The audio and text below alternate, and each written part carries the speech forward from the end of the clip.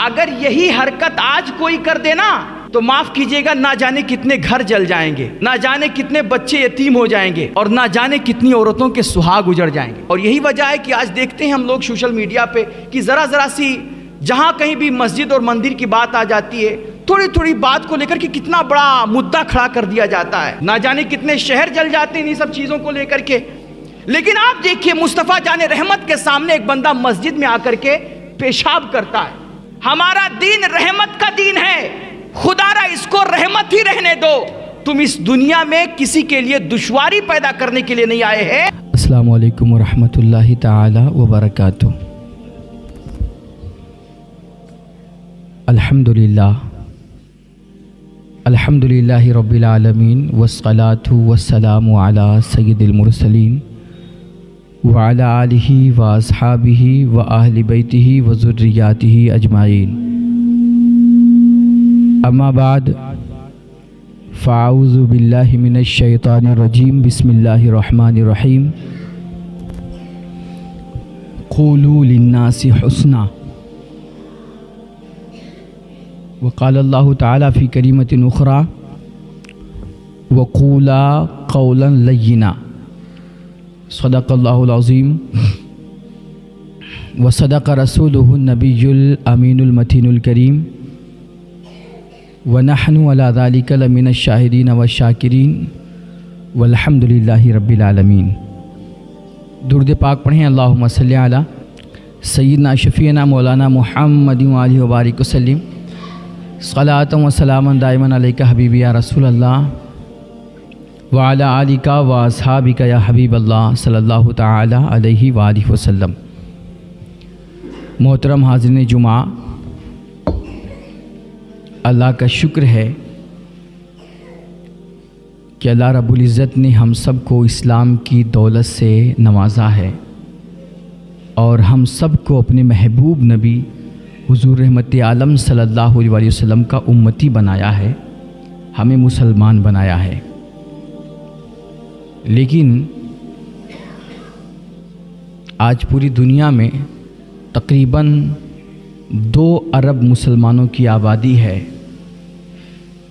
اس 2 ارب آبادی سے اگر پوچھا جائے کہ اسلام جس کو آپ مانتے ہیں، جس دین کا آپ کلمہ پڑھتے ہیں، اس کا مطلب کیا ہوتا ہے؟ اسلام ہے کیا چیز؟ اسلام کی تعلیمات کیا ہیں؟ تو میرے خیال سے 2 ارب آبادی میں سے بہت کم لوگ ایسے ملیں گے جو آپ کو صحیح معنوں میں اسلام کا ارتھ بتا دیں، اسلام کا مطلب بتا دیں، اور اس کی صحیح تعلیمات سے آپ کو آگاہ کر دیں۔ اور یہی وجہ ہے کہ آج آپ مارکیٹوں میں جائیے، بازاروں میں جائیے، مسلم محلوں میں جائیے، گاؤں میں جائیے، تو آپ کو لاکھوں کروڑوں کی بھیڑ تو مل جائے گی، لیکن اگر آپ ان میں کوئی ایک سچا مسلمان ڈھونڈیں کہ جس کی گفتار سے، جس کے کردار سے، جس کے چال چلن سے اسلام کی بو آئے، تو آپ کو ان لاکھوں کروڑوں کی بھیڑ میں کوئی ایک سچا مسلمان نظر نہیں آئے گا۔ ہم لوگ صرف ڈائلاگ مارنا جانتے ہیں، لیکن ہمارے یہاں آج علم اور شعور کی بہت کمی ہے۔ ہم لوگ صرف باتیں کرتے ہیں، اور ہم لوگ دوسروں پہ فقط الزام رکھتے ہیں، لیکن اپنے اعمال کی اصلاح، اپنے رویوں پہ نظر یہ بہت کم لوگ کیا کرتے ہیں۔ ایک جگہ ہم لوگ بیٹھ کر کے آپس میں گفتگو کر رہے تھے، آج کل ہمارے ملک کے جو حالات ہیں، مسلمانوں کے جو مسائل ہیں، اور آج جو اسلام اور پیغمبر اسلام کے خلاف طرح طرح کی باتیں ہو رہی ہیں، میرے نبی کی شان میں لوگ الٹی سیدھی ٹپڑی کر رہے ہیں، قرآن کی تعلیمات پہ لوگ انگلی اٹھا رہے ہیں، تو انہی تمام مسائل کو لے کر کے ہم لوگ آپس میں ایک دن بیٹھ کر کے بات کر رہے تھے۔ تو اسی مجلس میں سے ایک صاحب اٹھے اور کہنے لگے کہ حضرت، یہ جو آج لوگ اسلام اور مسلمانوں کو بدنام کر رہے ہیں اور پیغمبر اسلام کے تعلق سے جو ٹپڑیاں کر رہے ہیں، معاذ اللہ ان کی شان میں گستاخیاں کر رہے ہیں، یا قرآن کی تعلیمات پہ جو انگلی اٹھا رہے ہیں، اصل مسئلہ یہ ہے کہ انہوں نے اسلام کو سمجھا نہیں ہے۔ ہم نے کہا بات صحیح کہہ رہے ہو، غیروں نے اسلام کو نہیں سمجھا، لیکن میرا سوال یہ ہے کیا آپ نے اسلام کو سمجھا ہے؟ اور اگر آپ نے اسلام کو سمجھا ہے تو اگلا سوال پھر آپ سے ہوگا کہ اگر آپ نے اسلام کو سمجھا ہے تو اسلام پہ آپ نے عمل کتنا کیا ہے اور اسلام کو اپنی زندگی کا حصہ کتنا بنایا ہے۔ آج بڑی آبادی ہے مسلمانوں کی، اور دنیا کا دوسرا سب سے بڑا دھرم جو ہے وہ اسلام ہے، لیکن اگر آج کے لاکھوں کروڑوں مسلمانوں سے سوال کر لیا جائے کہ اسلام کا صحیح ارتھ بتا دو، اسلام کا مطلب کیا ہوتا ہے، اسلام ہے کیا چیز، تو شاید ہم اور آپ نہیں بتا پائیں گے۔ ایک صحابی رسول آئے اللہ کے نبی کی بارگاہ میں، اور انہوں نے آ کر کے حضور پاک علیہ الصلوۃ والتسلیم سے یہی سوال کیا۔ ان کا نام تھا حضرت عمرو بن عبس رضی اللہ تعالیٰ عنہ۔ انہوں نے آ کر کے اللہ کے نبی سے سوال کیا، یا رسول اللہ مل اسلام، یہ اسلام کیا ہے، اسلام کا مطلب کیا ہے، اسلام کی تعلیمات کیا ہیں؟ تو مصطفیٰ کریم نے 2 جملہ فرمایا اور گویا سارا سمندر نچوڑ کر کے رکھ دیا۔ انہوں نے پوچھا یا رسول اللہ اسلام کیا ہے؟ آپ نے فرمایا طیب الکلامی و اطعام الطعام۔ کہا اسلام پوچھنے آئے ہو، اسلام کا مطلب جاننا چاہتے ہو، اسلام کی حقیقت کو سمجھنا چاہتے ہو، تو سنو، میرا دین 2 چیزوں کا نام ہے۔ نمبر 1 میٹھے بول، اور نمبر 2 کسی بھوکے کو کھانا کھلانا، کسی غریب کا پیٹ بھرنا۔ ان 2 چیزوں کا نام اسلام ہے، اور یہی اللہ کا دین ہے، اور یہی سچا اسلام ہے۔ آپ سوچیں کتنا خوبصورت دین ہے، کتنا اسلام میں کیا جمال ہے، کیا کمال ہے، کیا حسن ہے۔ لیکن اگر یہ اسلام آج اس 2 ارب کی آبادی میں آپ ڈھونڈنے چلو مسلمانوں کی، آپ گلیوں میں جاؤ، محلوں میں جاؤ، علاقوں میں جاؤ مسلمانوں کے، اور یہ اسلام ڈھونڈو جو میرے نبی نے فرمایا میٹھے بول بولنا اور بھوکوں کو کھانا کھلانا، یہ اسلام آپ ڈھونڈنے جاؤ نا، تو شاید ہی یہ سچا ریئل اسلام آپ کو کہیں نظر آئے۔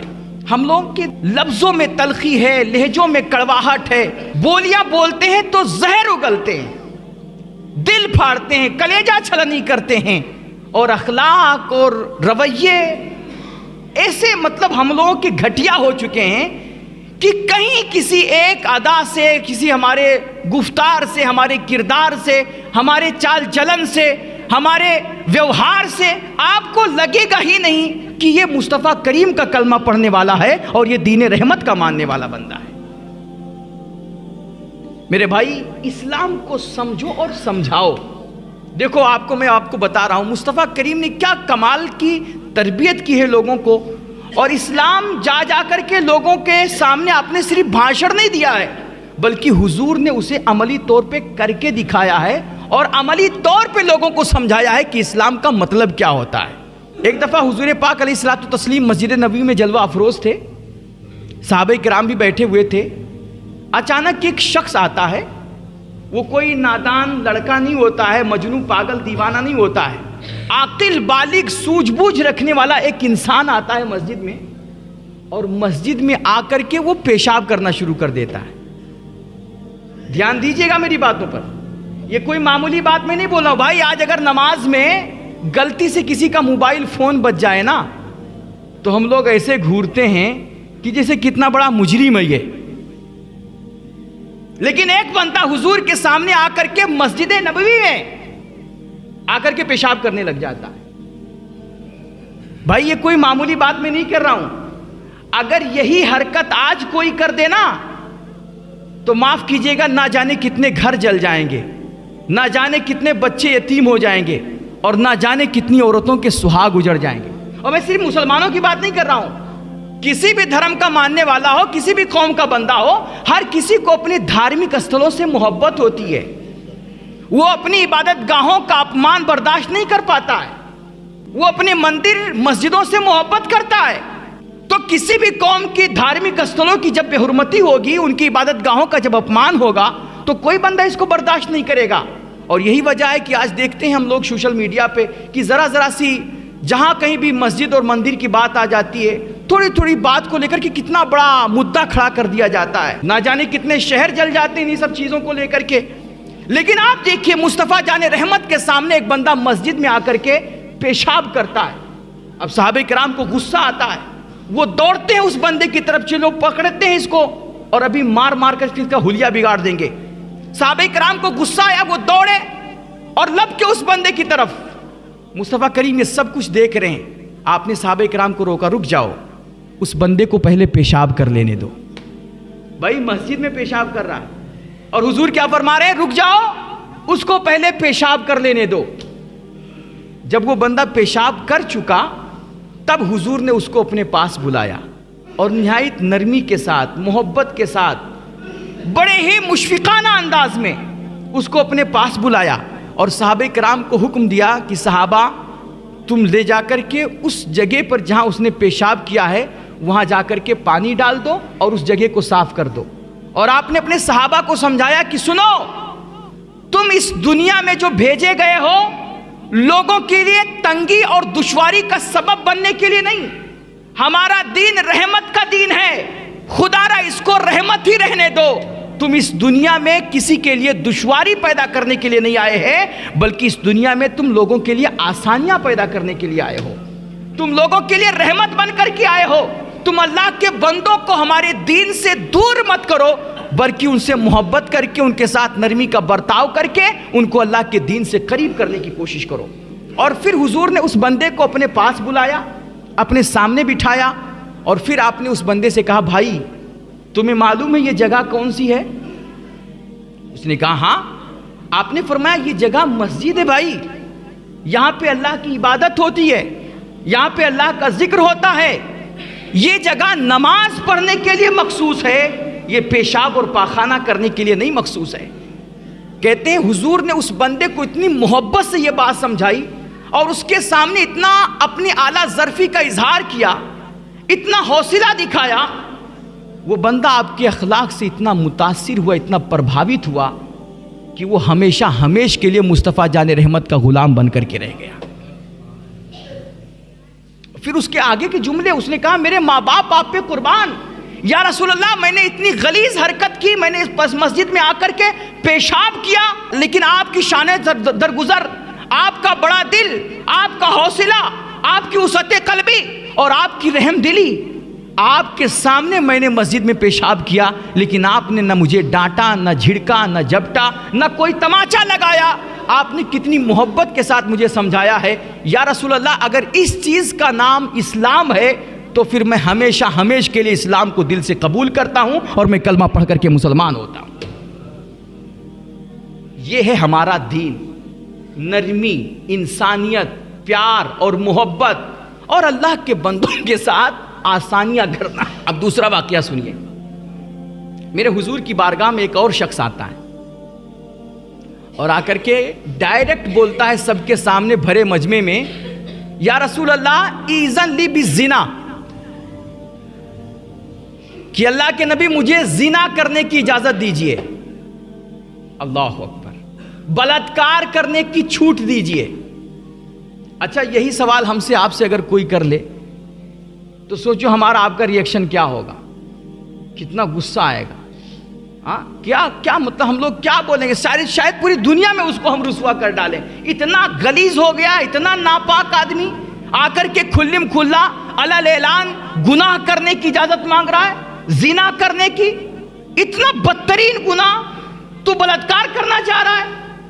اس نے کہا اچھا یہاں سے ایک بات اور سمجھ میں آتی ہے کہ جس معاشرے میں، جس سماج میں میرے نبی علیہ الصلوۃ والتسلیم تشریف لائے تھے، آپ کی بعثت ہوئی تھی، اس طرح کے سوالات سے ان کا مزاج سمجھ میں آتا ہے لوگوں کا، ان کی طبیعت، ان کی فکر، کہ کس طرح جاہل لوگ تھے، بدو لوگ تھے، گمار لوگ تھے اور وہ کتنے برائیوں کے دلدل میں پھنسے ہوئے تھے.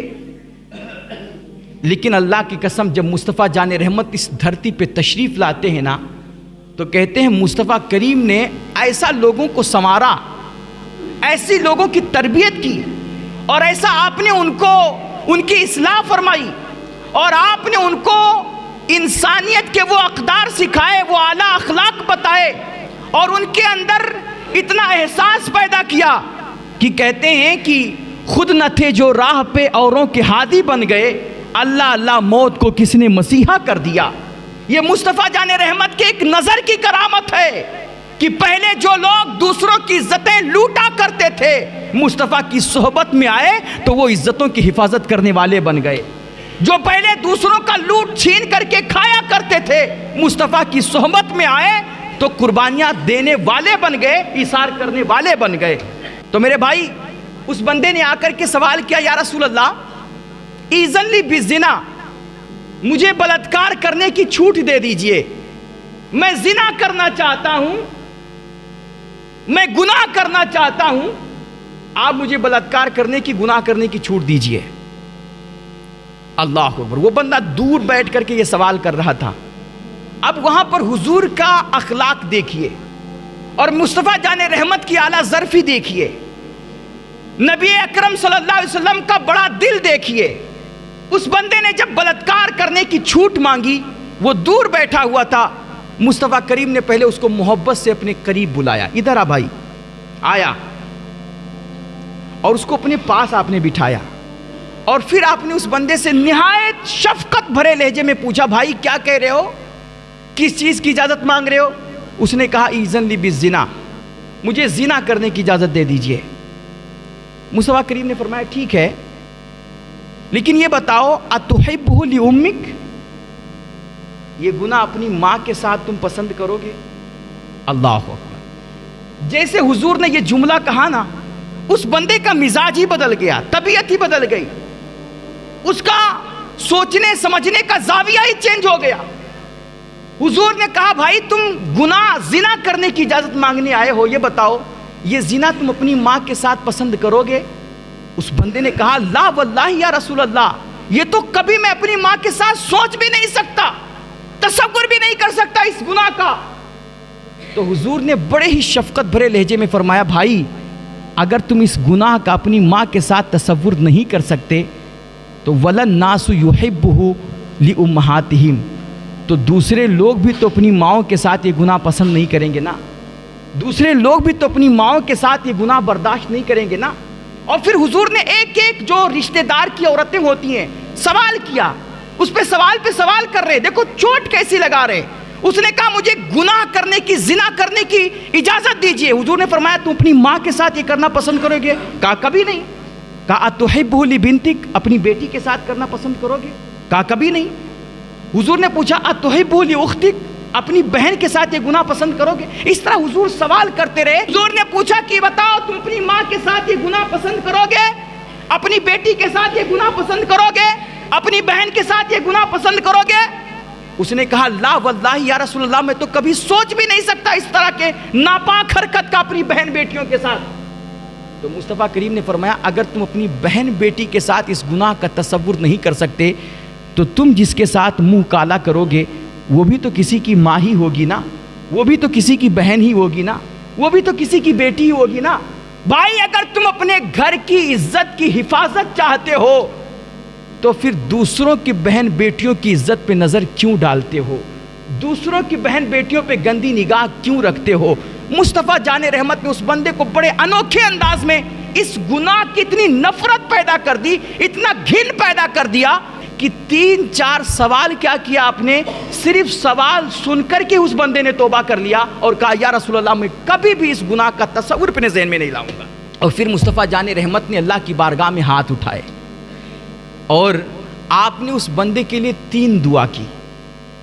دیکھو نا، یہ ہوتی ہے سچ مچ انسانیت سے محبت، امت کا درد اور قوم کی اصلاح کا جذبہ، اللہ کے بندوں سے پیار، کہ جب انسان کسی سے بہت پرخلوص محبت کرتا ہے اور اس کے لیے سچ مچ وہ اصلاح چاہتا ہے تو پھر اسے سر عام لتھارتا نہیں ہے، ذلیل نہیں کرتا ہے، بلکہ وہ جا کر کے اس کو سمجھاتا بھی ہے اور پھر مصلی پہ بیٹھ کر کے اس کی ہدایت کی دعائیں بھی مانگتا ہے۔ حضور رحمت عالم چونکہ انسانیت سے محبت کرتے ہیں، اللہ کے بندوں سے پیار کرتے ہیں، اور آپ اس دنیا کو سنوارنے کے لیے آئے ہیں، اس دنیا کی اصلاح کرنے کے لیے آئے تھے، اور دنیا کو اعلیٰ اخلاق اور اس کو قدریں سکھانے آئے تھے۔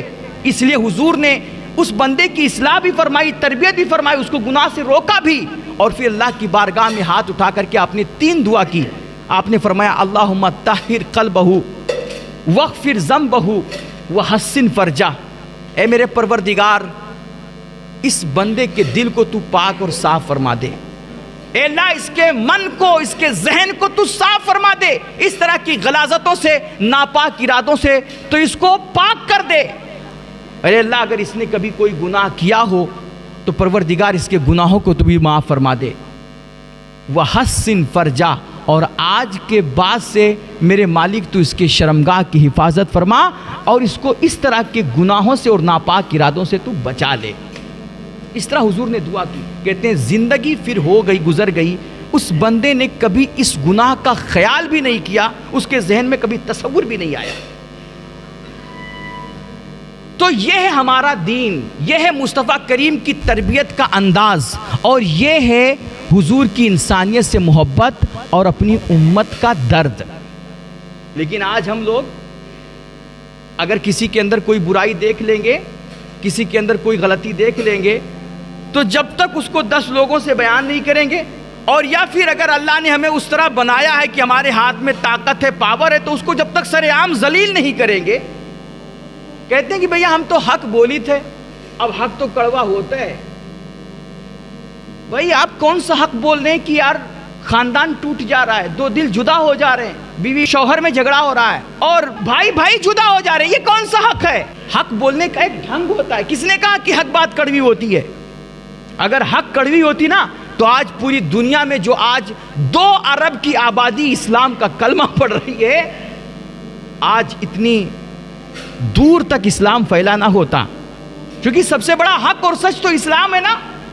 تو اتنی بڑی آبادی یہ حق کیسے قبول کر لے گئی؟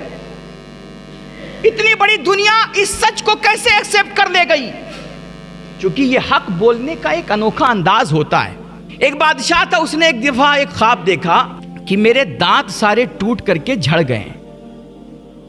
اب وہ صبح اٹھ کر کے بڑا پریشان ہوا، اس نے سوچا یار اس خواب کی تعبیر کیا ہوگی؟ دانت سارے ٹوٹ کے بڑا پریشان تھا، تو اس نے اپنی سلطنت میں سے ایک معبر کو بلایا جو خواب کا مطلب بتاتا ہے، خواب کی تعبیر بیان کرتا ہے۔ اس کو بلوایا، اپنے دربار میں کھڑا کیا اور کہا بھیا میں نے رات میں بہت بھیانک خواب دیکھا ہے کہ میرے سارے دانت ٹوٹ کر کے جھڑ گئے ہیں، تو بتاؤ اس خواب کی تعبیر کیا ہوگی؟ تو اس معبر نے بتایا کہ بادشاہ سلامت میں جان کی پناہ چاہوں گا، لیکن آپ کا خواب بہت بھیانک خواب ہے۔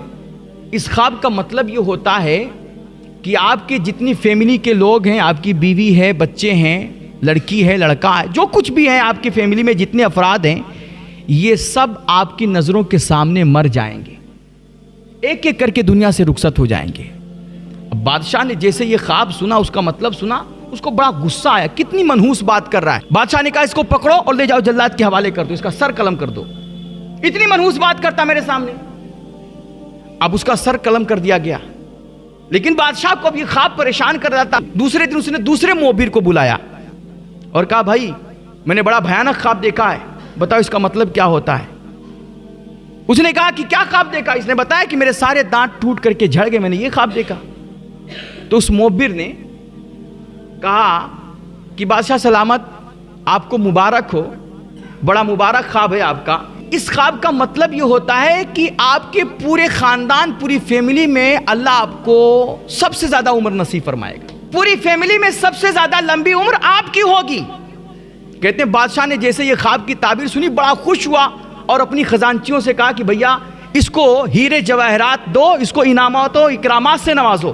اب آپ سوچیے ذرا کہ آپ یہ کہو کہ آپ کی پورے خاندان میں عمر زیادہ ہوگی، لمبی ہوگی، یا پھر یہ کہو کہ پورا خاندان آپ کی نظروں کے سامنے مر جائے گا، مطلب تو ایک ہی ہوا نا، مطلب تو ایک ہی ہوا، خواب ایک ہی ہے، تعبیر بھی ایک ہی ہے، لیکن تعبیر بیان کرنے کا بس انداز بدل گیا ہے۔ پہلے والے نے آ کر کے کہا اس کا انداز ٹھیک نہیں تھا، اس لیے اس نے کہہ دیا کہ آپ نے جو خواب دیکھا، آپ کے خواب کا مطلب یہ ہوتا ہے کہ آپ کے بیوی بچے سب آپ کی نظروں کے سامنے مر جائیں گے۔ اور دوسرے والے نے آ کر کے تھوڑا سا انداز بدل کر کے اچھے پیرائے میں اس کو ڈھال کر کے کہا کہ بادشاہ سلامت، آپ کو اللہ لمبی عمر عطا کرے گا، آپ اپنے پورے خاندان میں سب سے زیادہ لمبی عمر جیئیں گے۔ مطلب وہی ہوا، لیکن ایک نے جس نے انداز جس کا ٹھیک نہیں تھا بیان کرنے کا، اس کی تعبیر سن کر کے بادشاہ نے اس کو سزائے موت دے دی، اور دوسرا اس کو بادشاہ نے انعام و اکرامات سے نوازا۔ تو کہنے کا مطلب یہ ہوا کہ بات اگرچہ حق ہوتی ہے، سچ ہوتی ہے، لیکن بات کہنے کا ایک انداز ہوتا ہے، ایک طریقہ ہوتا ہے۔ یہ کیا کہ آپ حق کے نام پر کسی کا بھی کلیجہ پھاڑ دو، کسی کا بھی دل زخمی کر دو، آپ کے منہ میں جو آئے آپ بول دو، اور کہے کو نہیں ہے بھائی ہم تو حق بول رہے ہیں، اور حق تو کڑوا لگتا ہی ہے، حق تو لوگوں کو برا لگتا ہی ہے۔ تو ایسا نہیں ہوتا ہے۔ دنیا کا سب سے بڑا حق اور سچ مصطفیٰ جان رحمت نے بولا ہے، اور حق بول کر کے آپ نے کسی کو لتاڑا اور ذلیل نہیں کیا ہے، بلکہ آپ نے وہ حق بول کر کے لوگوں کے دلوں میں اتارا ہے۔ ہمیں آپ کو اپنے رویوں پہ نظر کرنا چاہیے، اپنے اعمال کی اصلاح کرنی چاہیے، اور اپنے جو طریقہ کار ہے اس پہ غور کر کے تھوڑی سی اس میں محبت، تھوڑی سی اس میں انسانیت، تھوڑی سی اس میں پیار، اور تھوڑی سی اس میں حلاوت اور مٹھاس پیدا کرنی چاہیے۔ انشاءاللہ ایک دن آئے گا کہ پوری دنیا اسلام کے اخلاق اور اقدار سے پربھاوت ہوگی، اور کم سے کم اگر وہ کلمہ نہیں پڑھے گی تو آج جو لوگ اسلام کو، مسلمانوں کو گالیاں دے رہے ہیں، اتنا تو ضرور ہوگا کہ پھر وہ آپ کو گالیاں نہیں دیں گے اور آپ کے پیغمبر اسلام کی شان میں گستاخیاں نہیں کریں گے۔ بہت ضرورت ہے اس دور میں کہ اسلام کو عملی طور پہ دنیا کے سامنے پیش کیا جائے، اپنے اخلاق میں ڈھال کر کے، اپنی زندگی کا حصہ بنا کر کے دنیا کے سامنے اسلام کی صحیح صورت اور اس کا روپ پیش کیا جائے۔ ورنہ آج لوگ میڈیا سے اسلام سیکھ رہے ہیں، چینلوں سے اسلام سیکھ رہے ہیں، واٹس ایپ فیس بک سے اسلام سیکھ رہے ہیں۔ میرے بھائی، میں دنیا کو بھی یہی بتاتا ہوں کہ اسلام وہ نہیں جو آپ واٹس ایپ فیس بک پہ پڑھ رہے ہو، اسلام وہ نہیں جو آپ ٹی وی چینلوں پہ دیکھ رہے ہو، اسلام وہ نہیں جو میڈیا آپ کو دکھا رہا ہے، بلکہ حقیقت میں اسلام وہ ہے جو مصطفیٰ جان رحمت نے اس دنیا کے سامنے پیش کیا ہے۔ اللہ ہم سب کو عمل خیر کی توفیق رفیق عطا فرمائے۔ خوش رہیں، خوشیاں بانٹیں۔ وآخر دعوانا الحمدللہ رب العالمین۔ السلام علیکم ورحمۃ اللہ۔